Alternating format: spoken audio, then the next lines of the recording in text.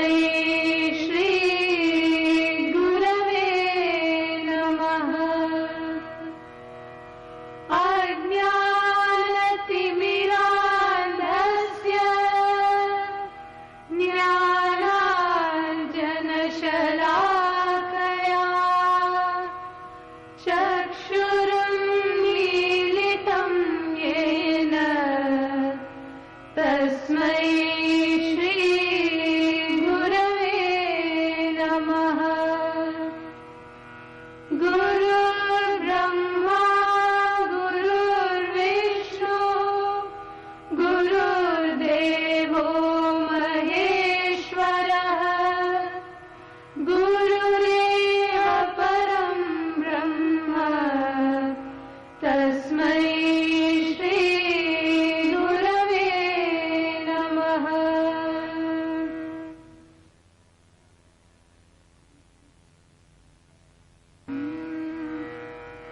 यदक्षरमनाख्येयम् आनन्दमजमव्ययम् श्रीमन्निवृत्तिनाथेति ख्यातं दैवतमाश्रये। गुरुरित्याख्यया लोके साक्षाद्विद्या हि शाङ्करी। जयत्याज्ञानमस्तस्यै दयार्द्रायै निरन्तरम्। सार्धं केन च कस्यार्धं शिवयोः समरूपिणोः ज्ञातुं न शक्यते लग्नम् इति द्वैतच्छलान्मुहुः। अद्वैतमात्मनस्तत्त्वं दर्शयन्तौ मिथस्तरा तौ वन्दे जगतामाद्यौ तयोस्तत्त्वाभिपत्तये। मूलायाग्राय मध्याय मूलमध्याग्रमूर्तये क्षीणाग्रमूलमध्याय नमः पूर्णाय शम्भवे।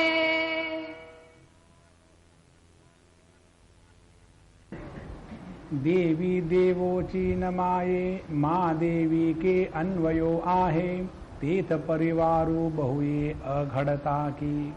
यह सिद्धांत है 38वें ओवी में कि परमात्मा इतना अद्वय है कि जिसमें द्वैत का गंध कहीं भी नहीं है।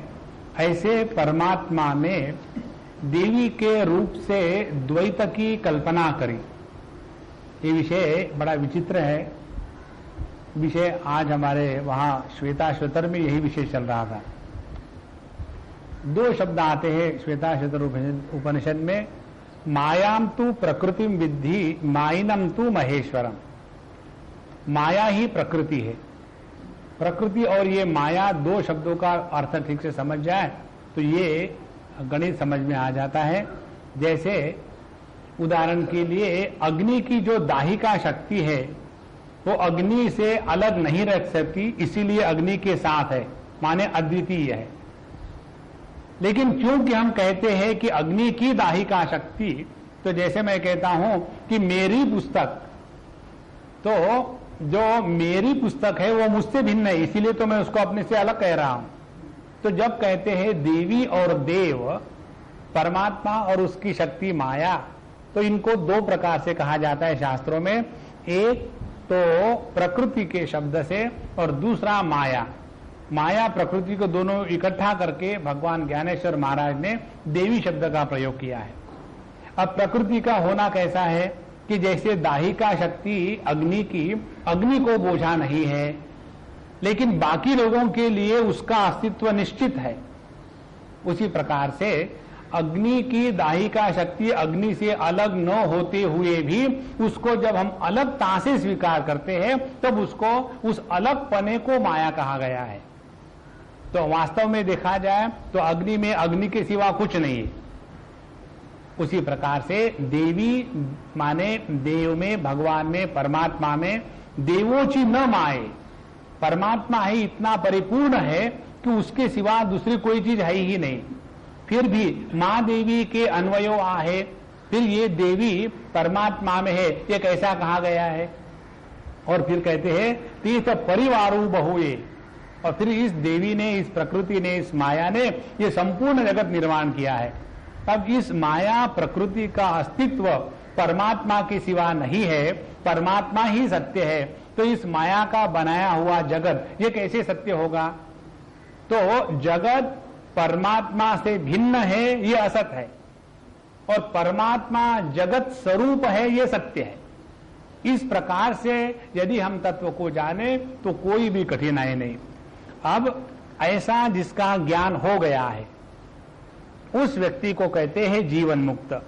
और फिर ऐसे जीवन मुक्त व्यक्ति के जीवन में चाहे वो भगवान का भजन करे या न करे, चाहे वो मंदिर में जावे या न जावे, या उपचारा जप ध्यान निर्धारा ना ही आन संसारा देवे विना, उसके लिए भक्ति करने के लिए जो उपचार है बाहर के वो करे या न करे, इसके द्वारा ना तो कोई प्राप्ति होनी है और ना तो कोई हानि होनी है। और इसीलिए आता देवतेची देवे देववरी भजावे अर्पणाचे नीनावे भलतिया। इसीलिए इस जीवन मुक्ति की स्थिति में कौन किसकी पूजा करेगा, कौन किसका भजन करेगा या नहीं करेगा। अब ये अद्वैत की बात होने के बाद इस बात को समझाने के लिए उन्होंने दो चार उपमाएं दी, जैसे कि इस जीवन मुक्त के जीवन की प्रत्येक प्रक्रिया एक दूसरे को पूरक भी होती है, निरर्थक भी होती है और अर्थयुक्त भी होती है। कैसे? उदाहरण, अहो मूगी मूग मात्र जैसे, घेता न घेता नवलन से, केले देव बने तैसे दो ही परी। जैसे कोई गूंगा व्यक्ति कहे कि मैं अब मौन का व्रत लेता हूं, तो उसका व्रत लेना न लेना दोनों का तात्पर्य एक ही है। उसी प्रकार से जिसने जीवन मुक्ति की सिद्धि प्राप्त कर ली है उसके लिए पूजा भजन करना न करना एक ही है, और ये उसका स्वभाव बन जाता है। म्हणोनी भजता भजावे मान भजता काय नवे, ऐसे ना ही स्वभावे श्री शिवूची असे। इसलिए 49वें ओवी में बताया, इसलिए भजता भजावे, ऐसे जीवन मुक्त ने भजन किया तो उसने भजन किया, और न भजन किया तो क्या उसने भजन नहीं किया? या ऐसा है कि हम हमको जानते हैं और हम हमको नहीं जानते, ये दोनों वाक्य हमारे बारे में हमसे, हमारे मुख से ठीक ही है और गलत भी है। हम हमको जानते हैं क्यों? कि हम ही हैं, हम हमको नहीं जानेंगे तो कौन जानेगा। दूसरी बात, हम हमको नहीं जानते। कैसे नहीं जानते? जैसे हम जगत को अपने से भिन्नत्वेन जानते हैं, उस प्रकार से हम अपने आप को भिन्नत्वेन नहीं जानते। तो जब हमको पूछा जाएगा कि क्या आप अनुभवानंद को जानते हैं, तो हम उसका कुछ भी उत्तर दे तो ठीक ही है, और कुछ भी उत्तर दे तो गलत है। तो फिर हम क्या कहेंगे? हम कहेंगे हाँ जी, हम उनको जानते भी है और जानते भी नहीं। एक बार खंडाला में हम थे, एक सज्जन ने हमको पूछा था, पहली बार आए थे और बच्चों का ज्ञान था, ऐसे देखने के लिए आए, और क्लास के बाद आकर के हमको पूछते, Swami ji I want to ask you a straight direct question. I said ask. Same उसी गुस्से में, are you realize? Yes no. बोले ये क्या है?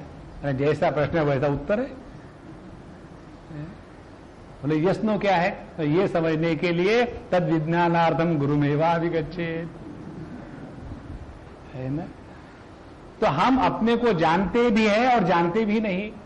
इसीलिए जीवन मुक्त का व्यवहार किसी भी प्रकार के शब्दों से, मर्यादा से, विधि निषेध से बांधा नहीं जाता। कारण कि श्री शिवूची असे स्वभावे, क्योंकि वही वो अद्वैत तत्व की स्थिति प्राप्त कर चुका है। और ऐसे के लिए आता भक्ति अभक्ति जाले तात एके पाती। फिर भक्ति और अभक्ति एक दूसरे के विरोधी, लेकिन दोनों एक थाली में आकर के खाना खा रहे। जाले तात एक ही पाती। और फिर कर्म अकर्माची आवाती माल्लावनिया। तो चाहे कोई भी उपासना या भक्ति करने के लिए दो अंग होते हैं। एक तो होते है कि कोई ना कोई कर्म करना चाहिए, और दूसरी होती है उस कर्म के साथ भावना, मंत्र, पाठ, ज्ञान ये होना चाहिए। तो ज्ञान कर्म के समुच्चय को कहते हैं उपासना। तो कर्म अकर्माची आवाती, चाहे कोई भक्ति का कर्म कर रहा हो, मंदिर में जाना, फूल तोड़ के लाना, चंदन रगड़ना, मालाएं बनाना, ये भक्ति का कर्म। और भक्ति का ज्ञान ये है कि हम जिस भगवान की पूजा कर रहे हैं वो भगवान हमसे श्रेष्ठ है और हम उनके भक्त हैं। इस प्रकार से सभी के सभी व्यवहार भक्ति या अभक्ति दोनों उसमें एक हो गए हैं। यहां तक हमने पिछले बार देखा था। अब इसके बाद का जो विषय है बहुत ही सुंदर है। कहते मनोनी उपनिषदे दशे येति निंदे निंदाची विशदे स्तोत्रे होती। शास्त्रों में तत्व का प्रतिपादन दो प्रकार के वाक्यों से किया गया है। एक तो विधि वाक्य और दूसरा निषेध वाक्य। एक वो वाक्य जिसको कहते हैं स्वरूप लक्षणा और दूसरे को कहते हैं तटस्थ लक्षण। तो इस तत्व के बारे में पूर्ण शास्त्रों में आज तक जो कुछ बोला गया है वो उस तत्व की निंदा मात्र है। निंदा मात्र है माने उनके बारे में अच्छा नहीं बोला गया। जिसके बारे में बोला नहीं जाता उसके बारे में आप बोलोगे तो गलती ही होगा ना। उदाहरण के लिए समझो, आपने न्यूज़पेपर में पढ़ा कि एक कोई बाबा जी थे और उन्होंने 2, 4, 6 खून कर लिए, खूब पैसा इकट्ठा कर लिया, और उसके बाद यहां से भागने के लिए एयरपोर्ट पर गए, और एयरपोर्ट पर जाने के बाद पुलिस ने उनको पकड़ा और फिर जेल में गए। और ये ताजा ताजा खबर अपने बंबई में दादर में है। और उसके बाद समझो वहां हमारा प्रवचन होने वाला है और फिर हमारा इंट्रोडक्शन करा रहे। और इंट्रोडक्शन कराते समय यदि कोई ऐसा कहे कि आजकल के जैसे चोर उचक के स्वामी होते हैं ना, हमारे स्वामी वैसे चोर नहीं है, तो ये हमारे बारे में कहना तो ये तो निंदा ही हो गई ना। इसी प्रकार से परमात्मा के बारे में कहना अस्पर्श, अरस, अगंध। तो यदि परमात्मा के बारे में निषेध विधि से नेति नेति कह करके जो भी कहेंगे वो उसकी निंदा ही हो गई। अब साधु संतों के बारे में उनका इंट्रोडक्शन करते समय यदि ये आपत्ति आ गई कि आजकल तो साधु संत मिलते ही नहीं, सारे के सारे चोर भरे हुए, एक हाथ बड़े मुश्किल से मिले और ये है, अरे बापा। इसीलिए उपनिषदे दशे येति निंदे। तो उपनिषदों ने, शास्त्रों ने जो भी तत्व के बारे में बात करी है वो तो उस तत्व की निंदा ही हुई है। और दूसरी बात कहते हैं उपनिषद कि सत्यम ज्ञानम अनंतम ब्रह्म। सत्य क्यों कहते हैं? इसलिए कहते हैं असत्य का डर है, इसलिए कि परमात्मा जो है ना, आप लोग जैसे झूठ बोलते हैं वैसा नहीं, वो तो सत्य है। माने परमात्मा में झूठ नहीं है, ये कहने के लिए परमात्मा को सत्य कहा। उसी प्रकार से चित्त स्वरूप है, ज्ञान स्वरूप है। तो जैसे दुनिया जड़ भरी हुई है, भगवान जड़ नहीं है। इस प्रकार से चाहे विधेयात्मक दृष्टि से तत्व का वर्णन करे, चाहे निषेधात्मक दृष्टि से तत्व का वर्णन करे, दोनों ही प्रकार से तत्व के बारे में कुछ भी बोलना माने उस तत्व की निंदा मात्र करना है। इसीलिए मनोनी उपनिषदे दशे येति निंदे। तो क्या फिर उपनिषदों ने, शास्त्रों ने ऐसा नहीं कहना चाहिए था? बोले नहीं महाराज, निंदाची विशदे स्तोत्रे होती। ये जो निंदा रूपी वाक्य है तत्व के बारे में शास्त्रों में, ये निंदा के वाक्य ही इस परमात्मा की स्तुति और स्तोत्र है। ये किसके लिए स्तोत्र? परमात्मा के लिए नहीं, ये स्तोत्र है जो साधक है उसके लिए है। जब हमारी बुद्धि पंच महाभूतों में फंसी है जब हमारा मन शब्द स्पर्श रूप रस गंध इसका गुलाम हुआ है, जब हम अपने ज्ञानेंद्रियों कर्मेंद्रियों के बंधन में फंसे हुए हैं, ऐसे व्यक्ति को यदि परमात्मा का दर्शन कराना हो तो क्या करना पड़ेगा? यही करना पड़ेगा। इसीलिए हालांकि तत्व के बारे में जो भी विधेयात्मक निषेधात्मक बातें शास्त्रों में करी है वो सब की सब तत्व की भले ही निंदा हो, लेकिन इसी निंदा के द्वारा ही तत्व का दर्शन साधक को कराया जा सकता है। और इसीलिए जो तत्व के दृष्टि से निंदा है, साधक के दृष्टि से वही तत्व की ग्लोरी है, स्तुति है। देखो किसी सुंदर बात कह दी। इसीलिए माउली की एक एक शब्द में पूरे शास्त्र एकदम ठसाठस भरे हुए, और ये तब आ सकता है कि जब उसमें निष्ठा अप्रतिम है। जब तक के इस तत्वों के साथ एक होकर के नहीं रहते तब तक के ऐसे अनुभव के वाक्य नहीं निकल सकते। तो मनोनी उपनिषदे दशे ये तीन निंदे, और ये केवल वही महात्मा कह सकता है कि जिसने इसका अनुभव लिया है, नहीं तो डर लगता है। देखेंगे आप, केवल हमारे वेद ही ऐसे है कि जिसमें स्पष्ट रूप से कहा जाता है कि तत्व के दर्शन के बाद शास्त्रों का अध्ययन माने बोझा है। देखो कितनी पक्की बात है। और ये तब हो सकता है कि जब तत्व का निर्णय करते समय किसी भी प्रकार के दुराग्रह का प्रभाव साधक के जीवन में नहीं है। ना तरी निंदा स्तुति दोन्ही मौना साथी जाती, मौनी मौन आथी बोलता बोली। क्योंकि ना तरी निंदा स्तुति, निंदा माने तत्व के बारे में जो बोलेंगे वो गलत है, और स्तुति इस गलती के द्वारा ही तत्व का दर्शन हो सकता है।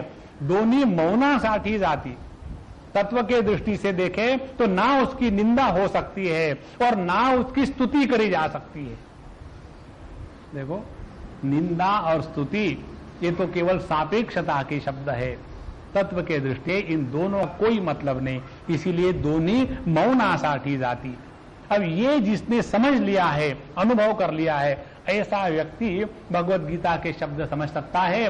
तुल्य निंदा स्तुतिर मौनी संतुष्टो ये न केनचित, दुखेशु अनुद्विग्न मनाः सुखेशु विगत स्पृहा। ये केवल शब्द नहीं है। जैसे यदि हम समुद्र के किनारे जावे और जाकर के पानी की आरती करें कि हे पानी तुम बड़े ग्रेट हो, तुम्हारे कारण समुद्र है, तुम्हारे ही कारण लहरें हैं, तुम्हारे ही कारण सब कुछ है, तो पानी क्या अपने आप को कृतकृत्य समझेगा? और यदि उसी समुद्र को कहे कि तुम कितने भयानक हो, कितने लोगों को नष्ट कर देते हो, बड़े बड़े जहाज खा जाते हो, तुम्हारा तो ये भयानक रुद्र रूप है, तो ऐसा कहकर के क्या उस पानी का कभी अपमान होगा? नहीं।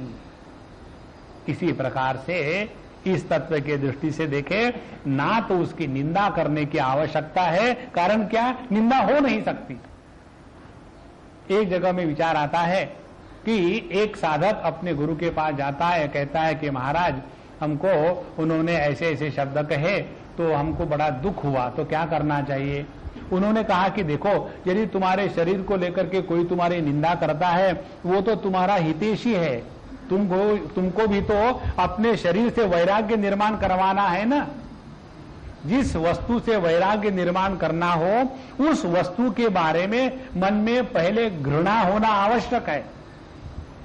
तो यदि कोई हमको अपने शरीर को देकर के मोटा चौड़ा लंबा या भिन्न भिन्न नामों से पुकारता है तो बहुत बढ़िया बात है, बुराई क्या है उसमें? वो तो हमारा हितैषी है। हम भी तो यही चाहते हैं कि ये जो शरीर है अत्यंत मलिनो देहा देही चात्यंत निर्मला, देह तो केवल मल का ही एक भांडार है, इसके प्रति हमारे मन में आसक्ति है। उसको हटाने के लिए कोई यदि हमको याद दिलाता है तो वो तो हमारा हितैषी है ना, तो रोने की क्या बात है? और यदि कोई हमको आत्मा समझ करके हमारी निंदा करता है तो वो स्वयं की निंदा कर रहा है। क्यों? कि वो हमसे अलग थोड़ी है। तो प्रत्येक को तो अपनी निंदा स्तुति करने का अधिकार है, इसलिए तुम क्यों गुस्सा होते हो? देखो केवल विचार करने की प्रक्रिया ही जीवन में सब कुछ ठीक कर देती है। तो ना तरी निंदा स्तुति दोनी मौना साथी जाती, मौनी मौन आथी बोलता जा बोली। और इसीलिए साधु संतों की जीवन में बोलना ही मौन ही है। इसीलिए हमारे दक्षिणामूर्ति के ध्यान श्लोक में आते हैं कि चित्रम वटतरोर मूले वृद्धा शिष्या गुरुर्युवा गुरोस्तु मौनम व्याख्यानम शिष्यास्तु छिन्न संशया। जितना व्याख्यान मौन से हो सकता है उतना बोलने से नहीं हो सकता। इसीलिए मौनी मौन आथी बोलता बोली। कई बार हम लोग जाते साधु संतों के पास और कुछ ना कुछ इधर उधर की बातें बोलते रहते। एक बार एक ऐसे सज्जन किसी अच्छे साधक के साथ उनके गुरु महाराज के पास गए और उस साधक ने कुछ प्रश्न पूछा गुरु महाराज को, और गुरु महाराज ने उसका उत्तर दिया नहीं, चुप बैठे।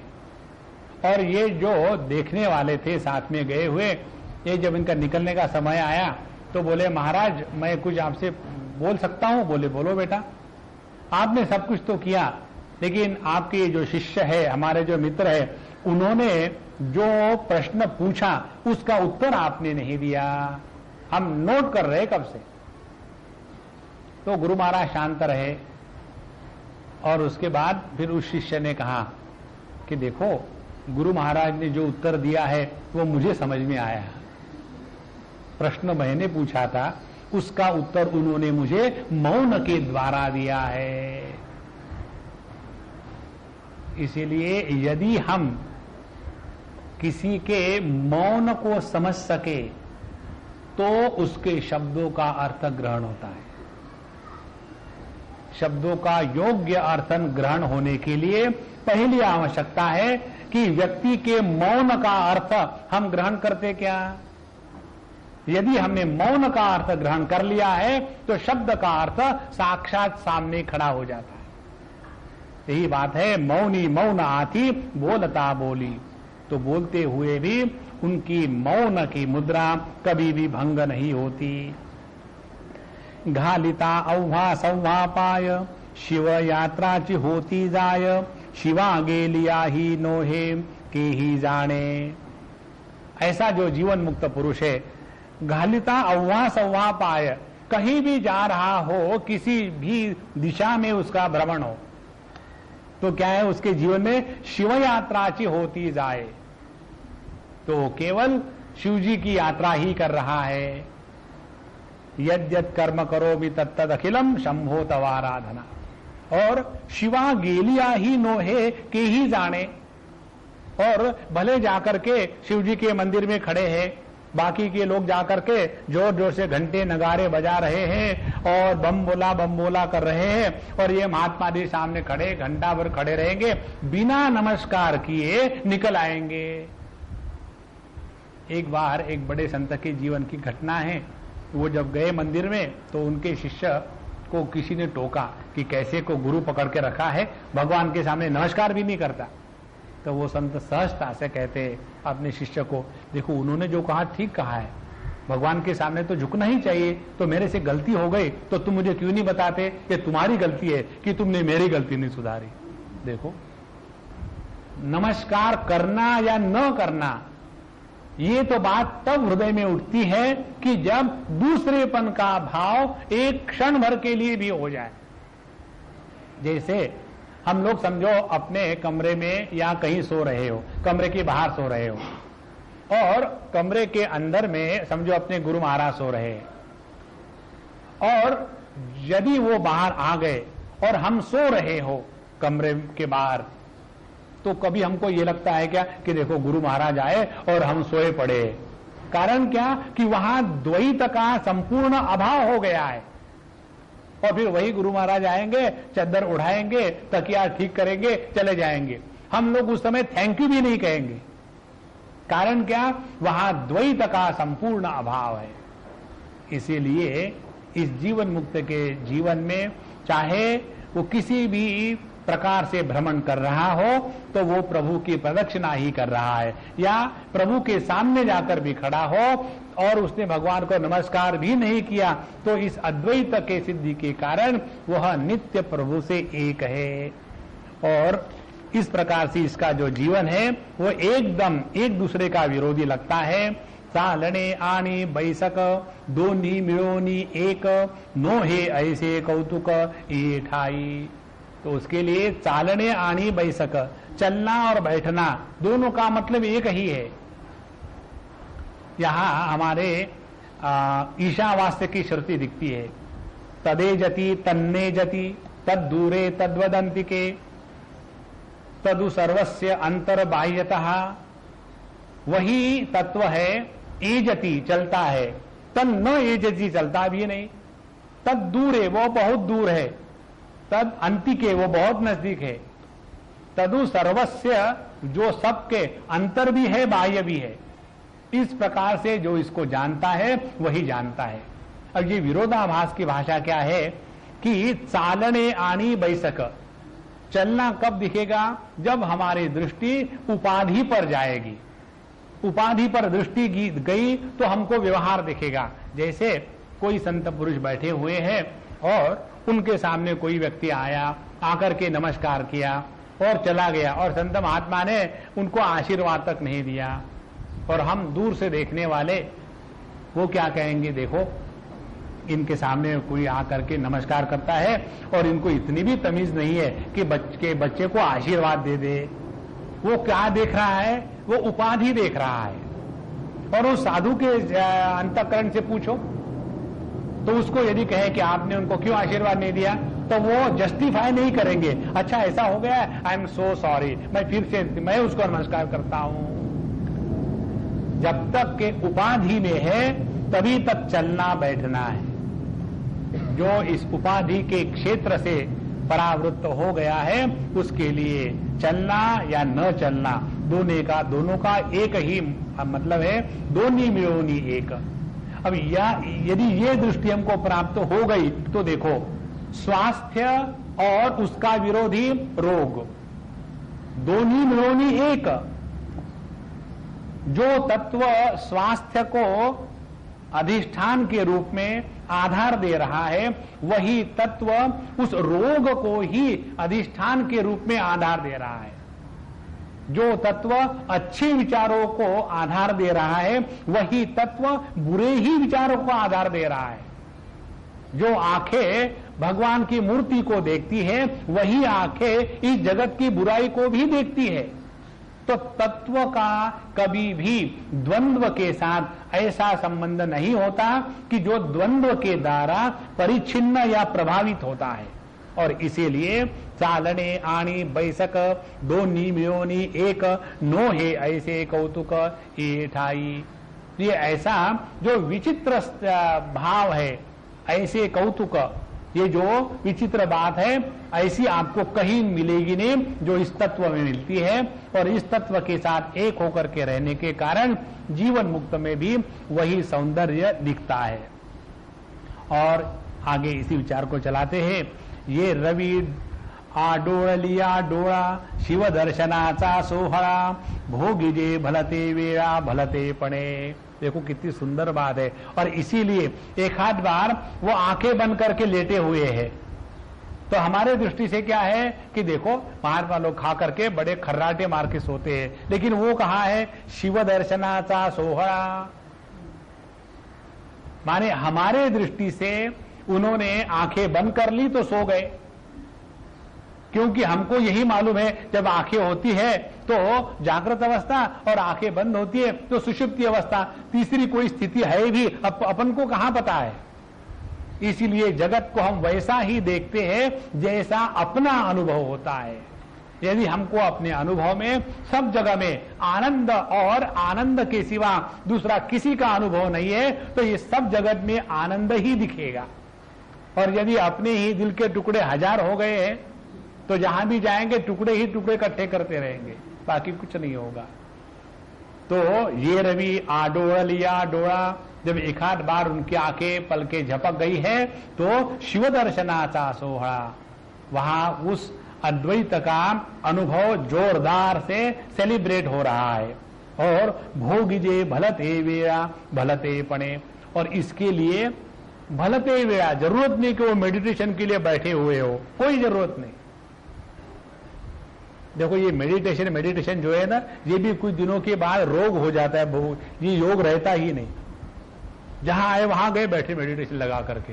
अरे महाराज, तत्व को आंखें बांध करके ही पकड़ना है तो आंखों को फूट डालो। तत्व की दृष्टि से उपाधियों का होना और न होना, जब दोनों का एक अर्थ निकलता है, तब कहीं जाकर के हमारी तत्व की दृष्टि योग्य प्रकार से जागृत हो गई है। कब तक डर डर के दौड़ते रहेंगे दुनिया से, और कहां दौड़ेंगे? इसी दुनिया में। जैसे कोई एक आध बार कुत्ता अपनी ही दुम पकड़ने के लिए मुंह लगाता है अपने ही दुम के पास, और चक्कर काट के काटे वहीं गिर जाता है। उसी प्रकार से जब तक कि ये दृष्टि जागृत नहीं होगी, तब तक के भागम भाग बना रहेगा। और इसलिए आडोळ लिया डोळा शिव दर्शनाचा सोहळा, भोगिजे भलते वेळा भलते पणे। भलते वेळा भलते पणे का तात्पर्य है योगरतो वा भोगरतो वा संगरतो वा संगविहीना यस्य ब्रह्मणि रमते चित्तम। जिसका चित्त, जिसका मन परमात्मा में संपूर्ण लीन हो गया है, उसके लिए जो सर्वसाधारण डूज एंड डोंट्स होते हैं जीवन पद्धति के, उसका इस जीवन मुक्त के लिए कोई मतलब नहीं है। इसीलिए इस अवधूत लोगों के साथ रहना, उसके लिए बड़ी हिम्मत चाहिए। ये येऱ्या गबाळ्याचे कामनो है।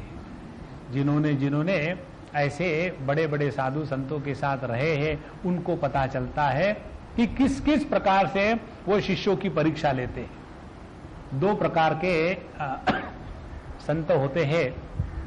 एक, जिन्होंने आचार्य का उपाधि पद स्वीकार किया है, उनमें आ जाते हैं। जितने भी संप्रदाय के प्रवर्तक लोग हैं वो इसमें आ जाते हैं। और दूसरे होते अवधूत, जिन्होंने संप्रदाय प्रस्थापन करने को अस्वीकार किया है। जैसे आप लेंगे उदाहरण के लिए अपने शिरडी के बाबा, या नित्यानंद स्वामी, या नाथ संप्रदाय के सभी संत महात्मा लोग। इसमें किसी भी प्रकार के एक पूरे ग्रुप को लेकर के ज्ञान देने की बात नहीं होती। ज्ञानेश्वर माउली की सुंदरता यही है। सातारकर महाराज के एक कीर्तन में हमने सुना, बहुत अच्छी बात, कि उन्होंने मानो ब्रेक थ्रू कर दिया। क्योंकि अपने नाथ संप्रदाय के अनुसार 1:1 रेशो होता है गुरु शिष्य का। तो गहनीनाथ जी ने निवृत्तिनाथ जी को 1:1 रेशो से ज्ञान दे दिया। निवृत्तिनाथ जी ने ज्ञानेश्वर महाराज को 1:1 रेशो से ज्ञान दे दिया। लेकिन ज्ञानेश्वर महाराज का है 1:∞। देखो, और यही इस माउली की सुंदरता है। तो भोगिजे भलते वेळा भलते पणे, तो उनके जीवन का प्रत्येक व्यवहार योग्य ही है, उसमें कोई किसी भी प्रकार की गलती नहीं। ना समोर दिसे शिवुही परी देखिले काही नाही, देव भक्ता दोही एकुची पाडू। इसीलिए सामने शिव जी की मूर्ति, शिव जी का विग्रह, शिवलिंग सामने खड़ा हो, और परी देखिले काही नाही, फिर भी दृष्टा दृष्ट का भेद उत्पन्न होता ही नहीं। जैसे उदाहरण उन्होंने पहले दिया है कि जब हम आईने के सामने खड़े रहते हैं, तो ये कभी भी ज्ञान नहीं होता कि मैं दूसरे को देख रहा हूं। जैसे समझो हम किसी बड़े व्यक्ति के सामने चले जावे, और जाने के बाद पहली बात क्या करते हैं हम? हरिओम। और हमको भी हजारों लोगों ने हरिओम किया। और जब हम अपने आप को आईने के सामने खड़े करते हैं तो कहते हैं क्या? हरिओम जी महाराज। कभी नहीं। कारण क्या? कि वहां द्वैत के दर्शन में अद्वैत की अनुभूति है। और इसीलिए ना समोर दिसे शिवु ही परी देखिले काही नाही, देव भक्ता दो ही एक ची पाड़ो। जहां देव और भक्त इनका द्वैत संपूर्ण समाप्त हो गया है, ऐसे जीवन मुक्त का जीवन अप्रतिम। आप इसके लिए ज्ञानेश्वर महाराज क्रिकेट की बात करते हैं। उस समय भी क्रिकेट का गेम था, या तो फिर इनको देख करके अंग्रेजों ने चुराया होगा। कहते हैं आपणची चेंडू सुटे मग आपण या उपटे, तेने उधळता दाटे आपण पाची ऐसी जरी चेंडू फळी देखिजे का एके वेळी तरी बोलिजे हे सरळी प्रबुद्धाची। देखो, कल्पना करो कि उधर से बैट खड़ी है बैट करने के लिए, लेकिन बैट्समैन नहीं है, कैसी मजा है। और उधर से बॉल खड़ा है बॉलिंग करने के लिए, लेकिन बॉलर नहीं है। उसके बाद बॉलिंग हो गई और बैट ने बैटिंग कर ली और वो बॉल जाकर के अपने स्थान पर खड़ा हो गया और फिर भी कैच आउट नहीं हुआ। ये जिसको समझ में आया है उसको जीवन मुक्त का जीवन समझ में आया है। देखो कितनी सुंदर बात बताई। माने बॉलिंग करने वाला जो है वही बैट्समैन है और आउट करने वाला जो है वही आउट होने वाला है। माने जहां किसी भी प्रकार के द्वैत का संभव नहीं है और किसी प्रकार के द्वैत का अनुभव नहीं है, ऐसा यह जो चेंडू आपणची सुटे मग आपणया उपटे, जब वो चेंडू या बॉल को नीचे गिरा दो तो नीचे नहीं गिरा रहे, स्वयं ऊपर आ जाता है, मानो किसी ने उसको कहा कि वो ऊपर जाओ। उसी प्रकार से यह जीवन मुक्त के जीवन का सौंदर्य है जिसमें किसी भी प्रकार के द्वैत का भाव नहीं है। और यह इसीलिए उसकी भक्ति या भक्ति न करना एक ही है। कर्माचा हातू न लगे ज्ञानाचे ही काही न रेघे, ऐसी चीज होतसे अंगे उपासती है। तो उनकी उपासना कैसी है? उनकी उपासना में कर्म का हाथ और ज्ञान का प्राधान्य, इन दोनों का संपूर्ण अभाव है। उपासना करने के लिए पहले सब नियम जानने पड़ते हैं कि अमुक अमुक तारीख को शुरू करेंगे, इस तिथि को पूरा होना चाहिए, उस समय में हम एसी में सोएंगे, डट के खाना खाएंगे और सबके साथ झगड़ा करेंगे। ये सब नियम है, ये सब नियमों का पालन करना है और उसके बाद जाकर के कहीं अपनी उपासना पूरी हो। ऐसे मत करना। तो उसमें कर्म का अंग आ गया है और उसका ज्ञान आ गया है। तो कर्माचा हातू न लगे ज्ञानाचे ही काही न रिघे। तो जब हम अपनी ही उंगली से अपने आंख को जब रगड़ते हैं तो क्या हम ये कहेंगे कि हमारे हाथ ने एक सत्कर्म किया है? और क्या ये कहेंगे हमारा हाथ कर्मेंद्रिय होते हुए भी ज्ञानेंद्रिय के जैसा समझदार है और इसलिए इसने जाकर के अपने आप हमारे आंख को खुजलाया? नहीं, क्योंकि कर्माचा हाथू न लगे, ना तो वहां कर्तृत्वाभिमान है ना तो वहां ज्ञान भोक्तृत्वाभिमान है। इस प्रकार से ये जो उपासना है, ये उपासना इसमें द्वैत का संपूर्ण अभाव। निफजे ना निमे अंगे अंग घूमे सुखा सुख उपमे देववेलया। अब इस स्थिति को समझना है तो इस प्रकार से समझ लो। निफजे ना निमे, जो कभी निर्माण भी नहीं हुआ और नष्ट भी नहीं हुआ। आगे अंगे अंग घूमे, जब हमारा ही शरीर अपने ही शरीर पर घूमता है, माने एक आध बार हमने ही अपने हाथ को ऐसा किया या अपने ही हाथ से एक दूसरों को रगड़ा, तो अंगे अंग घूमे सुखा सुख उपमे। तो जब हम अपना ही हाथ अपने ही हाथों पर घुमाते हैं तो कैसा आनंद आता है। जब हम अपनी ही जिह्वा अपने होठों पर घुमाते हैं तो कैसा आनंद आता है। तो कहते हैं देववेल उपमा यया। इस प्रकार की उपमा के द्वारा थोड़ा बहुत कहा जा सकता है कि ब्रह्मानंद का सुख माने जिसमें द्वैत का संपूर्ण अभाव।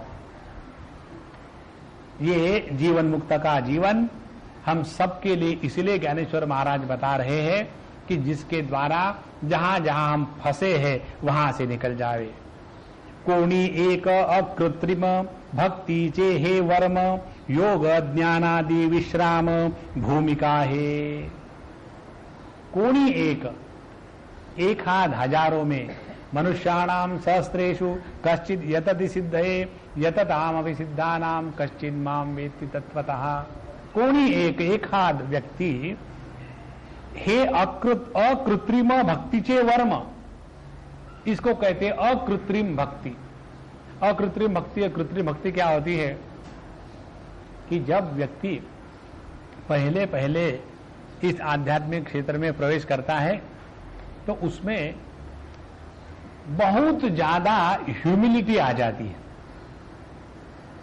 और हमारे कुछ ऑब्जर्वेशन से, आप लोगों को पसंद है तो ठीक है, नहीं है तो ठीक है, ऑब्जर्वेशन ये है कि अति विनया धूर्त लक्षणम, इस जगत का सिद्धांत है। जो व्यक्ति दिन में 25 बार नमस्कार करता है, 24 बार चंदन लगाता है, 1000 बार फूल चढ़ाता है, और हर बार कोई भजन कीर्तन हो रहा है, आंखों से तौलिए निकाल करके और तस्मै नमो गुरवे नमः, ये सब केवल बाहर का दिखावा है। देखो, मन में हम भगवान की भक्ति कर रहे हैं, भगवान हमसे भिन्न है, जब तक के ये भाव बना रहेगा तब तक के अभी बहुत आगे जाना है। हमको याद है, एक बार एक अम्मा हमको महीने में एक बार खाना ले आती थी, तो साल में 12 में, बाकी कभी भी किसी भी सत्संग को नहीं आना, कहीं नहीं आना। और जब हमको एक आध बार टाइम मिलता था तो हम उनको फोन करते थे, कि उसका नाम लक्ष्मी था, लक्ष्मी में आ जाओ, घूमने जाएंगे। और वो आती थी और हम घूम घाम करके 1-2 घंटे वापस आ जाते थे। तो दूसरी 1-2 अम्मा जो थी वो नित्य रूप से आती थी और नित्य रूप से दुनिया भर के नमस्कार और बढ़िया बढ़िया फल खिलाना, ये करना वो करना सब करती थी। उन दोनों में आग लग गई। स्वामी जी, हम आपके सत्संग को नित्य रूप से आते हैं और आप हमसे इतनी खुल्लम खुल्ला बात नहीं करते, लेकिन वो देखो कभी सत्संग में नहीं आती, ऐसा क्यों? तो इन्हें बोला, आप अपने आप से पूछो, दूसरा किसी से मत पूछो। ये यहां स्पष्ट बात है। अकृत्रिम भक्ति, जब प्रेम में सहजता आ जाती है ना, तब उसका सौंदर्य कुछ अलग ही होता है। इसीलिए भगवान कहते हैं भगवद गीता में, ये यथा मान प्रपद्यन्ते ता तथैव भजाम्यहम्। कोई आकर के अपने आप को भगवान के सामने कहे, भगवान पापो हम पाप कर्मा हम, भगवान कहते इसको धुलाई के लिए भेजो। स्वयं ही जब हम अपने आप का अनादर करेंगे, स्वयं ही जब अपने आप को हम गए बीते समझेंगे और हमेशा हीनता दीनता, एक बात समझ लो संतो, ज्ञानेश्वर महाराज ने, किसी भी साधु संत ने कहीं भी नहीं बताया कि भक्त होना माने हीन दीन होना, ये कहीं भी नहीं लिखा है। दीन होना माने प्रभु ने जो दिया है उसका अपमान करना, उसको कहते दीन होना। और हीन होना माने भगवान की गलती निकालना, भगवान आपने बाकी लोगों को तो 3-3 बीबियां दी है और हमको एक भी नहीं दी। इसीलिए हीनता और दीनता दोनों प्रभु के प्रति अपमान है, और जो भगवान का अपमान करेगा उसको जीवन में कभी सुख शांति नहीं मिलेगी। इसीलिए अकृत्रिम भक्ति, स्वाभाविक भक्ति वो है जिसमें इस प्रकार से हीनता दीनता इन दोनों का संपूर्ण अभाव होता है। कोणी एक अकृत्रिम भक्ति चे हे वर्म। और ये बात जिसको समझ में आ जाती है, फिर योग ज्ञानादि विश्राम भूमिका है। फिर उसके जीवन से योग ज्ञान कर्म उपासना ये सब का सब विश्रांति हो गई, अब बस मस्ती चढ़ गई है। इसका मतलब ये नहीं है कि उस व्यक्ति के जीवन में मर्यादा का उल्लंघन होगा, ये कभी नहीं होगा। लेकिन ये भी नहीं होगा कि हम अपने को हमेशा कोसते रहेंगे। देखो, सबसे बड़ा पाप हम सभी लोग वो करते हैं कि हमको अपने प्रति एकदम बहुत निम्नता की भावना होती है, अ सेंस ऑफ गिल्ट, ग्लानि का अनुभव। कुछ भी हो, अपने आप को कभी भी ग्लानि के अनुभव से बचा के रखना। ग्लानि का अनुभव तब होता है जब कर्तृत्वाभिमान तगड़ा होता है। इसीलिए समझो कुछ गलती हो गई। एक बार हम कहीं बोल रहे थे और जब बोलते रहो तो कहीं ना कहीं गलत शब्द निकलते, प्रभु की इच्छा है, अपने क्या करना है। तो एक सज्जन ने हमको कहा, स्वामी जी उस दिन आप बोल रहे थे, एक आपने संस्कृत का वाक्य कहा, उसमें गलत हो गया। तो उन्होंने कहा आपको समझ में आया? बोले हाँ समझ में आया, ठीक करके सुन लो। सीधी बात है, समझने से मतलब है ना, और क्या है। बोले आपको कुछ अच्छा नहीं लगा? बोले अच्छा लगता या ना लगता क्या फर्क पड़ता है, अपन तो प्रभु का नाम और उसका गान करने के लिए बैठे हैं। हम कोई संगीतज्ञ थोड़ी है कि यहाँ माल कंस में वो कृष्ण कंस कैसा आ गया, अपने को क्या फर्क पड़ता है। तबला बजाओ, पेटी बजाओ, बैठना बैठना, उठ के उठ जाओ। कोणी एक अकृत्रिम भक्ति जे हे वर्म, योग ज्ञान आदि विश्राम भूमिका है। और एक और सूक्ष्म विचार इसमें है, योग ज्ञान आदि इसकी विश्राम भूमि है। माने फिर उस व्यक्ति के जीवन में योग करना नहीं पड़ेगा, योग होता रहेगा।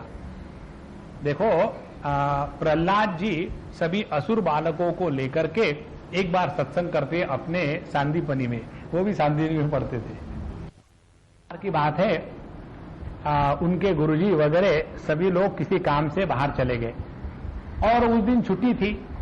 तो प्रहलाद जी तो बचपन से भगवान के भक्त थे, उनके पिताजी ने उनको बहुत ट्राई किया मारने का, फिर भी सफल नहीं हुए। तो फिर एक बार आखिरी चांस देने के लिए फिर उनको गुरुकुल में भेज दिया। और जब उनके जो गुरुजी थे षंड और अमर्क, शुक्राचार्य के दो पुत्र, इन्होंने जब उसको फिर अध्ययन कराना शुरू कर दिया, एक दिन दोनों को कहीं काम से जाना होगा तो बाहर चले गए। तो प्रहलाद जी उन सबको बुलाते हैं, बच्चा लोग आओ कुछ बात करेंगे। और फिर वो उनको पूरा ज्ञान सुनाते, जो ज्ञान उन्होंने अपने मां के गर्भ में रहते समय सुना था। उसमें उन्होंने सबकी सब बातें बहुत विस्तार से और सूक्ष्मता से सुनाई है। और वो सुनाने के बाद कंक्लूजन ये कहते हैं कि जैसे भगवान कहते हैं 10वें अध्याय में, किम बहुना एतेन तव ज्ञातेन अर्जुन, हे अर्जुन तुमको इतनी हजारों ये विभूतियां सुनने से क्या मतलब है, तुम्हारे सामने मैं स्वयं बैठा हूं ना, मुझको समर्पित हो जाओ। उसी प्रकार से वहां प्रहलाद जी कहते हैं इतने सद्गुण, बिल्कुल अष्टांग योग की साधना करो, यम नियम आसन प्राणायाम प्रत्याहार धारणा ध्यान समाधि और अनेक प्रकार के कर्म करो, बड़ों की सेवा करो। इस सब के चक्कर में पड़ने की जगह एक सरल उपाय है, भगवान के प्रति समर्पित हो जाओ। जो प्रभु का भक्त बना है उसमें सभी के सभी सद्गुण अपने आप स्वयं आ जाते हैं। इसीलिए भक्त की नम्रता अकृत्रिम होती है और जो नम्रता दिखाता है उसमें दिखावा होता है और वो बनावटी होती है। यही भक्ति का, ये अकृत्रिम भक्ति की भूमिका है। इसीलिए योग ज्ञान आदि विश्राम भूमिका है। और जब अपना ज्ञान स्वयं का नहीं होता ना, तब क्या है, दुनिया भर की पुस्तकें रखेंगे हम लोग और फिर उसमें दुनिया भर के फ्लैग रखेंगे और देखो उन्होंने वो कहा है, फटाक से निकाल करके पब्लिक को दिखाएंगे, मुझे सब मालूम है किस पुस्तक में क्या है, सिर्फ यहां खाली है, अनुभव का नाम निशाना। इसलिए योग ज्ञानादि विश्राम भूमिका है। हमारे निसर्गदत्त महाराज इस प्रकार से कहते थे, उनको संस्कृत अंग्रेजी कुछ नहीं आती थी। तो एक बार किसी ने उनको जाकर के प्रश्न पूछा भगवत गीता के एक श्लोक को लेकर के। तो श्लोक पढ़ा उनके सामने, तो उन्होंने अपने बगल में बैठे उनके जो ट्रांसलेटर थे उनको पूछा, भाई ये क्या बोल गया अंग्रेजी में, अपन को तो संस्कृत आती नहीं। बोले नहीं, ये गीता का श्लोक है, वो कुछ भी हो बताओ, क्या कहा क्या ये मुझे बताओ। तो जब उनको उसका ट्रांसलेशन बताया, बोले ये तो मुझे मालूम नहीं, मैं जो बोलता हूं वो सत्य है। उनके लिए शास्त्र भी प्रमाणित होते हैं साधु संतों के शब्दों से। देखो ये है हमारे ज्ञानेश्वर महाराज का अमृतानुभव। किसी ने कहा है इसलिए नहीं, हम कहते हैं इसलिए। This is not arrogance. These are the words born out of direct immediate अपरोक्षानुभूति। और इसीलिए योग ज्ञान आदि विश्राम भूमिका है। इस प्रकार से यह जो साधु संतों का प्रेम है ये अकृत्रिम है, और उनके प्रेम में अकृत्रिमता होने के कारण उनका जिस प्रकार से उस साधक का उद्धार हो उस प्रकार की अभिव्यक्ति अपने आप होने लग जाती है। जैसे आपने देखा होगा ना, गांव में माताएं जब गुस्सा करती है अपने बच्चों पर तो कैसे शब्दों का प्रयोग करती है, लेकिन प्रेम से होता है।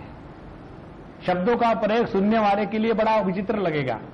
समझो बच्चा मानता नहीं है, धूप में खेल रहा है और घर में आता ही नहीं, तो मां अपने घर से क्या कहेगी, धूप में मरने की जगह में छाया में मर। माने दैट मर word is use for playing. अब ये आपको कहां मिलेगा, कौन से व्याकरण में मिलेगा, है ना? तो ये है अकृत्रिम भक्ति। और ऐसे शब्द जब वो मां और बच्चा सुनती है दोनों को समझ में आ जाता है। और वहां कोई समाज सेवक होगा तो भारत देश में विचित्र माताएं हैं जो स्वयं कहती है कि अपने बच्चे को कि तू मृत्यु को प्राप्त हो जाए। यही बात इसके पीछे आधार है शास्त्रों का। हमारे नचिकेत के पिताजी मृत्यवेत्वा ददामी इति, उन्होंने जब नचिकेत को कहा था कि कितने बार पूछ रहे हो कि तात कस्मै ताम माम दास्यसी थी, पिताजी मुझे आप किसको दोगे दान में? सो प्रथमम द्वितीयम तृतीयम, तो तीसरे बार पूछा तो गुस्से में कह दिया कि मृत्यु को मैं देता हूं।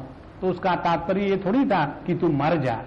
उसी प्रकार से ये अकृत्रिम जो भक्ति है उसमें कभी प्रेम से गले लगावे और कभी हाथ से डंडा मारे, कभी बहुत रिकॉग्निशन और कभी संपूर्ण उपेक्षा, इस सब में केवल प्रेम की ही अभिव्यक्ति होती है। और एकाध कोई ऐसा होता है जो इस अकृत्रिम प्रेम को समझता है और ऐसे ही योग्य शिष्य को गुरु ज्ञान प्रदान करते हैं।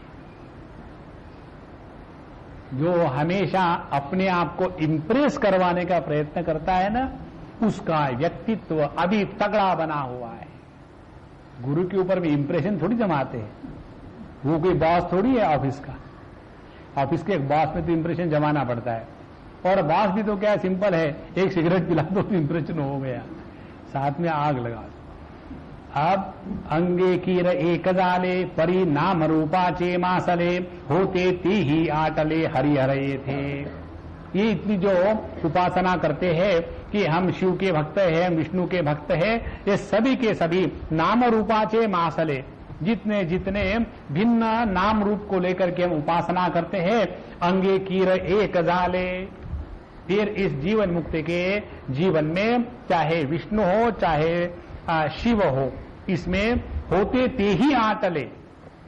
तो पहले भले वो विष्णु का भक्त हो जाकर के शिव जी को मिलेगा, चाहे शिव जी का भक्त हो जाकर के विष्णु को मिलेगा। अब देखो आप, हमारे नाथ संप्रदाय के अनुसार ये शिव जी के भक्त होते हैं और इसीलिए समाधि लेने का विधान नाथ संप्रदाय में है, और इसीलिए समाधि लेने के बाद उस समाधि के ऊपर में शिवलिंग की स्थापना शास्त्र सम्मत है। तो वैसे तो समाधि के ऊपर में शिवलिंग की स्थापना करनी चाहिए, ये नाथ संप्रदाय के शिव शक्ति के पूजा के या उपासना के विधान के अनुसार है। लेकिन हमारे माउली की समाधि में जाके देखो, वहां ऊपर में विट्ठल रुक्माई बैठे हुए हैं। अब ये कैसे हुआ, ये बात कहते हैं होने के पहले बता दिया। Thank you in anticipation. अंगे कीर एक जाले परिणाम रूपाचे मासले होते ते ही आटले हरिहरे थे। तो वहां ना तो हरि और हर, इन दोनों का कोई भेद है, व्याकरण की दृष्टि से देखे तो भी नहीं। हर और हरि दोनों एक ही धातु से बने हैं। हृत, हरति जो हरण करता है जीवन के सुख दुख को, उसको कहते हर, और जो जीवन के सुख दुख को हरण करके परमात्मा की प्राप्ति करा देता है वो है हरि। इसीलिए हमारा जो हरिद्वार है उसको कोई लोग हरिद्वार कहते हैं और कोई हरिद्वार कहते हैं। एक बार हम जब वहां गए थे तो एक सज्जन ने हमको कहा, स्वामी जी यहाँ बोर्ड पर तो हरिद्वार लिखा हुआ है हिंदी में, लेकिन स्पेलिंग में HAR हरिद्वार लिखा है, तो दोनों में से ठीक क्या है? तो हमने कहा दोनों ठीक है, यदि तुम वैष्णव हो तो हरिद्वार पढ़ो और शैव हो तो हरिद्वार पढ़ो। मतलब ये दरवाजे पे पहुंच जाओ, आगे हो जाएगा। चक्कर तो दरवाजे पर पहुंचने का ही है। तो नाम रूपाचे मासले होते ते ही आटले हरिहरे थे। अहो अर्धनारी नटेश्वरे गीत गीत परस्परे ग्रहण जाले एक सरे सर्वग्रासे। देखो फिर प्रथम अध्याय की याद दिला रहे। जैसे ये एक परमात्मा और अपना ये जो शिव है ये बेचारा अकेला है, अरूप है, उसमें कोई आभूषण नहीं है। ये देख करके इस परमात्मा की जो शक्ति है शक्ति उसको शर्म आई कि देखो मेरा पति कैसा अरूप है, ना इसके कोई गहने हैं, और शर्म के मारे उसने अपने पति के लिए ये विश्व रूपी गहने पैदा किए। प्रथम अध्याय को पढ़ो एक बार। और वो पहले इतना जो सृष्टि का अलंकार पैदा किया और फिर उस अलंकार से अपने पति को सजाया। और इस प्रकार से ये पति पत्नी शिव शक्ति अर्ध नर नारी नटेश्वर ये दोनों कभी कभी इतने एक दूसरे से प्रेम करते हैं तो कभी शिव जी शक्ति को निगल जाते हैं, तब आत्मानुभूति होती है, तब वो योग की स्थिति है। और कभी कभी ये उनकी पत्नी शक्ति या देवी वो इतनी प्रभावित हो जाती है कि शिव जी को निगल जाती है, तब इस जगत की अभिव्यक्ति विभूति के रूप में होती है। इस प्रकार से जब शिव का प्राधान्य है तब योग की स्थिति, और जब शक्ति का प्राधान्य है तब विभूति की ऐश्वर्य की स्थिति। इस प्रकार से समाधि और जगत की अभिव्यक्ति यह अनंत काल से चल रहा है। लेकिन एक आध बार दोनों माने कंपटीशन करते हैं। शिव शक्ति को खाते हैं, शक्ति शिव को खाती है, और दोनों ने एक दूसरे को खाने के बाद एकमेवा द्वितीय नेह नास्ति किंचन, इस प्रकार से सिद्धि हो जाती है। अहो अर्धनारी नटेश्वरे गीत गीत परस्परे ग्रहण जाले एक सरे सर्वग्रासे। सबको निगल लिए। वाच्य जात खाऊनी वाचकत्व ही पीऊनी ठाकिला निदय जोनी पराये थे। तो फिर वो चतुर्थ अध्याय ला रहे यहाँ। वहां जो वाणी का ऋण निकालना था, तो 4 प्रकार से परमात्मा के अभिव्यक्ति की स्टेजेस है। परमात्मा जो अभिव्यक्ति और अव्यक्ति इन दोनों के परे है। फिर उस परमात्मा की जो शक्ति है अव्यक्त, उसको हम कहेंगे परावाणी। फिर उस परावाणी की अभिव्यक्ति होने की प्रथम प्रक्रिया उसको कहेंगे पश्यंती। पश्यंती में स्पष्टता आ गई तो उसको कहेंगे मध्यमा, और इस मध्यमा की स्पष्ट अभिव्यक्ति हो गई तो उसको कहेंगे वैखरी। तो ये बात यहां बताते हैं। वाच्य जात खाऊनी माने वैखरी को निगल गए, क्योंकि वैखरी वाणी में जागृत अवस्था में ही वाच्य और वाचक इनका भेद बना रहता है। तो वाच्य जात खाऊनी जागृत अवस्था निकल गए, वाचकत्व ही पीऊनी, और जिसके द्वारा वाच्य को संबोधित किया जाता है, बताया जाता है, वह नाम माने मध्यमा वाणी, उसको भी पी गए। ठाकली निदय जोनी, फिर जो रही थी पश्यंती, उस पश्यंती को भी सुला दिया, और पराये थे, और इस प्रकार से परा के भी परे चले गए। ये है इस जीवन मुक्त की असली स्थिति। और यहां तक उन्होंने इस जीवन मुक्त के अद्वैतानुभूति का अनुवाद किया है। और यहां आने के बाद फिर एकदम माऊली को अपने गुरु की याद आ गई और वो गदगद हो गए। और फिर कहते हैं, शिवा शिवा समर्था स्वामी ये वड़िए आनंद भूमि घे पे दीजिए एके आम्ही ऐसे केले। शिवा शिवा समर्था स्वामी, हे गुरु महाराज आपने हमको ये वड़िए आनंद भूमि, आपने हमको उस आनंद के पराकाष्ठा पर पहुंच दिया है। तो उसका नतीजा क्या निकला? घेपे दीजिए एके आमी के लिए। जो हम लेते हैं तो आनंद, जब देते हैं तो आनंद। इसी को लेकर के शायद तुकाराम महाराज ने कहा होगा, आनंदाचे डोही आनंद तरंग। तो शिवा शिवा समर्था स्वामी ये वड़ी आनंद भूमि, घेपे दीजे एके आमी ऐसे केले।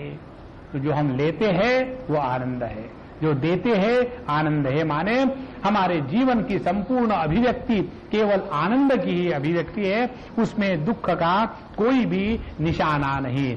और यही है जीवन मुक्ति की स्थिति, जो ब्रह्मानंद में एकदम संपूर्णता से समर्पित हो गए। वैसा देखा जाए तो जीवन मुक्त व्यक्ति ये शब्द ही गलत है। जीवन मुक्ति माने जिसमें परमात्मा जो अनंत है, जो आनंद स्वरूप है, इस आनंद अनंत परमात्मा की शांत उपाधि के द्वारा जो अभिव्यक्ति है, उस अभिव्यक्ति को जीवन मुक्ति कहते हैं। जीवन मुक्त पुरुष नहीं होता, जीवन मुक्त को ही व्यक्ति नहीं होता। यदि उसमें व्यक्तित्व है तो वो जीवन मुक्त है ही नहीं। माने जीवन मुक्ति की अवस्था जैसे जागृत अवस्था, जागृत अवस्था में जागृत पुरुष, जागृत जगत, जागृत अनुभव, उसी प्रकार से जीवन मुक्ति की अवस्था है। और इस अवस्था में जीवन मुक्ति का अनुभव लेने वाला, अनुभव लिया गया और अनुभव, ये तीनों का भेद संपूर्ण अभाव को प्राप्त हो गया है। उस जीवन मुक्ति की स्थिति का वर्णन भगवान कर रहे हैं। अब इस स्थिति में क्या है? चेतची मां चेव विले, निदयले ची निदविले, आम्ही ची आम्हा आनिले, नवलजी तुझे। और गुरु महाराज आप भी एकदम मोस्ट वंडरफुल हो। कैसे? चीतची मां चेव विले, आपने हमको अपने स्वरूप को जागृत कर दिया, और वो स्वरूप जो कभी सोया नहीं था। देखो, that means you have given us nothing. कितना बढ़िया एप्रिसिएशन है गुरु के प्रति। वो गुरु महाराज, you have given me nothing. अच्छा, have you taken away something? कहते हैं निदयले ची निदविले, जो अज्ञान, जो कभी था ही नहीं, उसको आपने हटा दिया। माने आपने हमको उस अपने आत्म स्वरूप का दर्शन दिया जो हमेशा था, और आपने उस अज्ञान को हटाया जो कभी था नहीं। और असल में हुआ क्या? आम्ही ची आम्हा आनिले। Sir, you have introduce me to myself. देखो, हम दुनिया में सबको जानते हैं, अपने आप को नहीं जानते, और यही सबसे बड़ा परमात्मा का अपमान है। इसीलिए भगवान के हाथ में शंख है, और वो शंख लेकर के हमेशा पुकारते रहते हैं कि हम तुम्हारे अंदर है, अंदर जाके देखो। आवृत्त चक्षु अमृतत्व इच्छन, लेकिन हम अमृतत्व तो इच्छन है, लेकिन आवृत्त चक्षु नहीं है। और इसीलिए जब उनके शंख ध्वनि का आवाज नहीं सुना, शंख का मतलब हमने आपको बताया था, ख माने आकाश, शम माने कल्याण। जिस आकाश में कल्याण होता है वो केवल चिदाकाश है, बाहर का भूताकाश है, चित्ताकाश नहीं है। चित्ताकाश में वरी है और भूताकाश में वरीड है। असली आनंद तो केवल इस चिदाकाश में है। और इसीलिए आम्हीचे आम्हा आनिले नवल की तुझे। आपकी ये विशेषता है कि आपने ना तो हमको कुछ दिया, ना तो हमसे कुछ लिया, सिर्फ हमको आपने अपने आप से इंट्रोड्यूस करा दिया। और इसी पाप की जो मुक्ति है, इस पाप से मुक्ति को कहते हैं जीवन मुक्ति। आम्ही निखमा तुझे, वरी लोभे मनसी माझे, हे पुनरुक्त साजे तूची म्हणोनी। और आप भी ऐसे विचित्र है भगवान।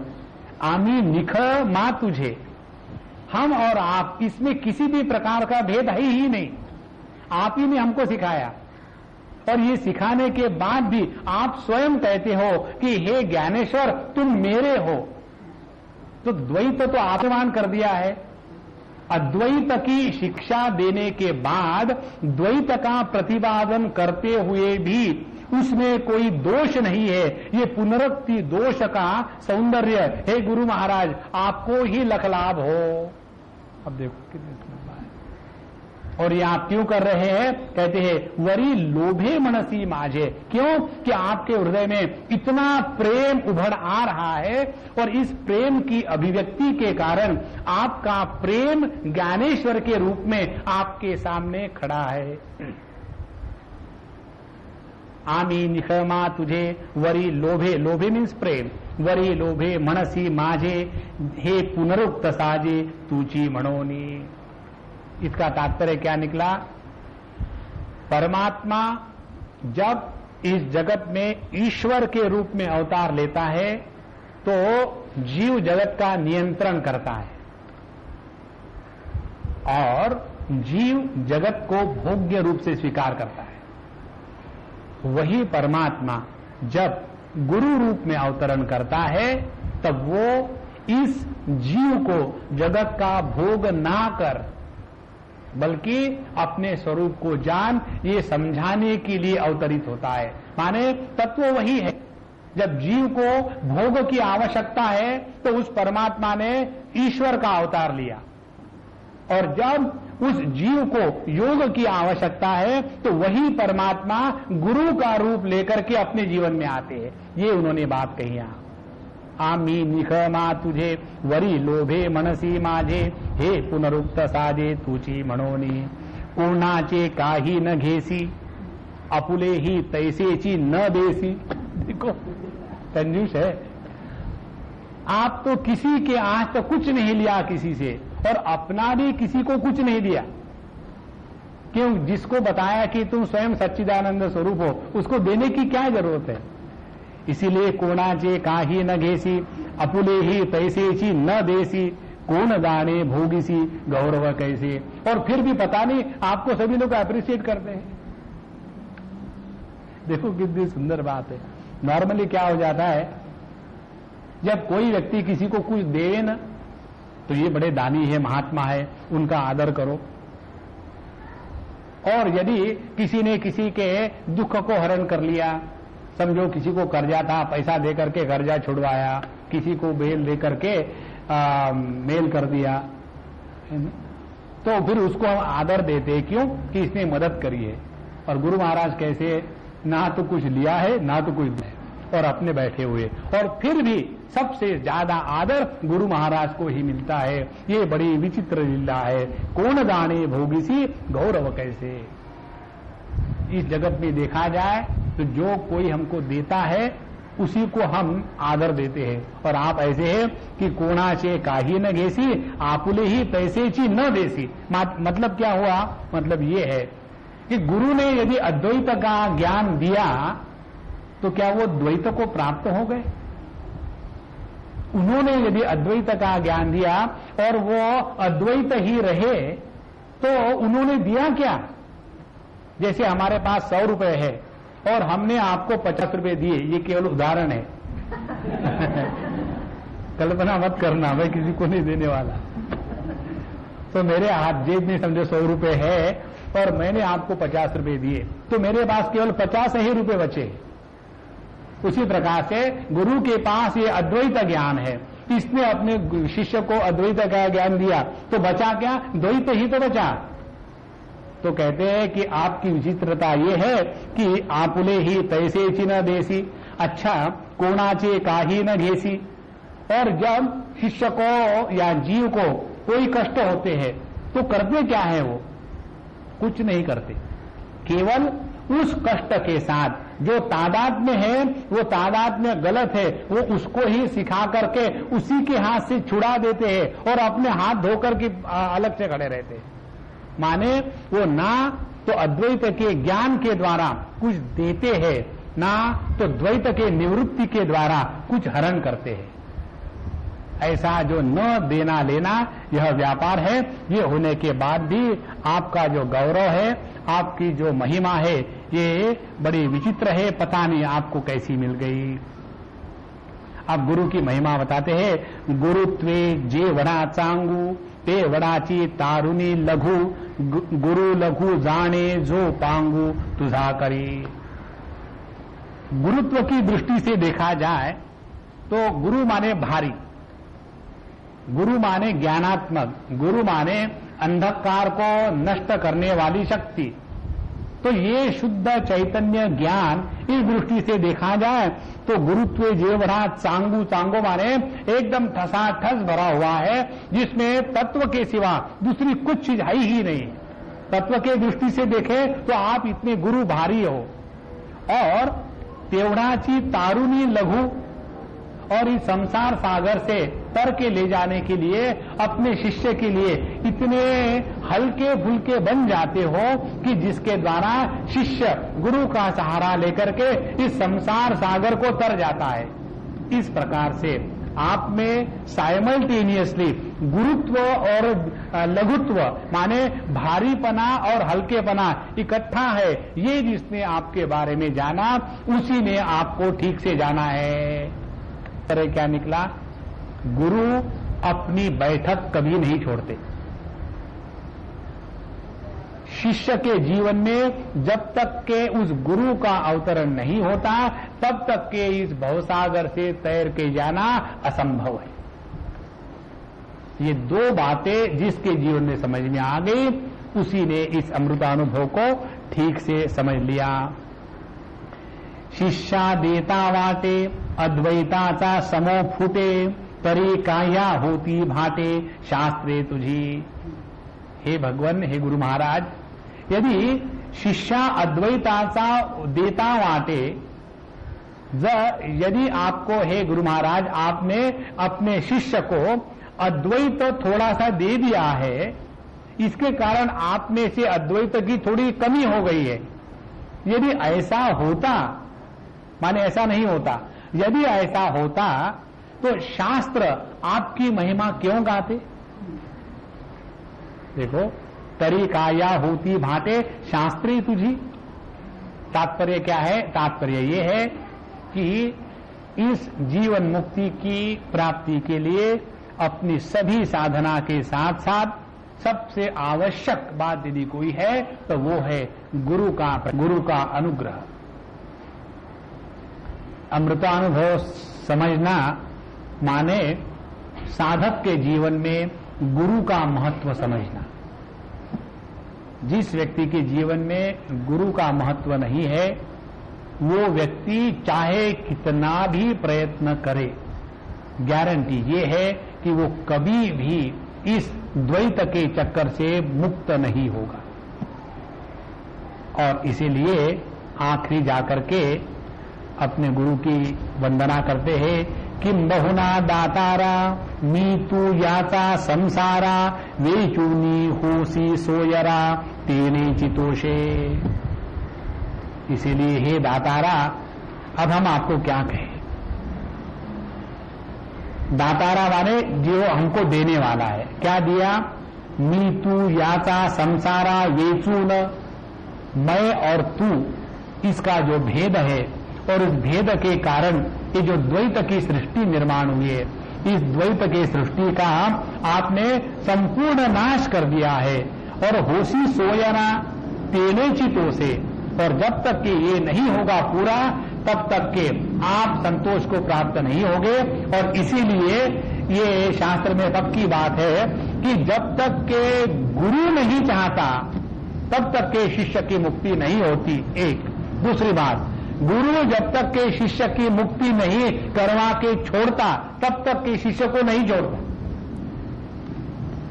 ये होम्योपैथी के डॉक्टर के जैसे है ना, वो आपके पीछे परसिस्टेंट लगे रहेंगे और आपकी बीमारी छोड़ के ही रखेंगे। उसी प्रकार से किम बहुना दातारा मी तू याचा संसारा, वेचून होसी सोयरा तेने चितोषे। तो आपके जीवन की कृतकृत्यता है हम अपने जीवन में अद्वैत की प्राप्ति करें, और यह अद्वैत की प्राप्ति हे भगवान आपके ही कृपा से हो गई है। इस प्रकार से इस जीवन मुक्त के प्रकरण का सहारा लेकर के संत ज्ञानेश्वर महाराज ने 3-4 बातें बताई। एक, जीवन मुक्ति हम प्रत्येक के लिए संभव है। दूसरी बात, जीवन मुक्ति को प्राप्त करने के लिए पहले 8 अध्यायों का नित्य रूप से अध्ययन मनन चिंतन करें, तब 9वां अध्याय आता है। डायरेक्टली 9वां अध्याय पढ़ने से कुछ नहीं होगा। उसके बाद तीसरी बात यह है कि अपने जीवन में जिंदा जी यदि आनंद का अनुभव आया तो असलियत है, मरने के बाद आनंद का अनुभव आया तो आनंद का अनुभव आएगा, लेकिन किसको? जो जिंदा है उनको। कि चलो मर गए, चले गए, छुट्टी हो गई। अरे महाराज, अपने आनंद को भुगतो, दूसरे के नहीं। अच्छा, इस जीवन मुक्ति का जो प्रसंग बताया है, इस जीवन मुक्ति के प्रसंग में तत्व का निरूपण है, और इस तत्व के निरूपण में तत्व की जो स्वयं अनंत है, अनंत तत्व की शांत अभिव्यक्ति अनंत के रूप में कैसी होती है, इस वर्णन को कहते हैं जीवन मुक्त के लक्षण। और आखिरी बात उन्होंने कह दी कि यह जो जीवन मुक्त के लक्षण है वो जीवन मुक्त को लेबल लगाने के लिए नहीं है, उनके जीवन को देख करके स्वयं को प्रेरणा प्राप्त करने के लिए है। और जितनी बातें भगवान ने बताई उन्होंने स्वयं अपने जीवन मुक्ति के अनुभव का ही अनुवाद किया है, और उसका संपूर्ण श्रेय उन्होंने दिया अपने गुरु को। स्वयं का उनका कुछ भी नहीं, क्योंकि जब तक के मैं बना रहता है तब तक के गुरु की कृपा हमारे जीवन में नहीं आती। जहां हमने अपने मैं को गुरु के चरणों में समर्पित कर दिया है, वहां हम सभी प्रकार के परिच्छिन्नताओं से परे चले गए।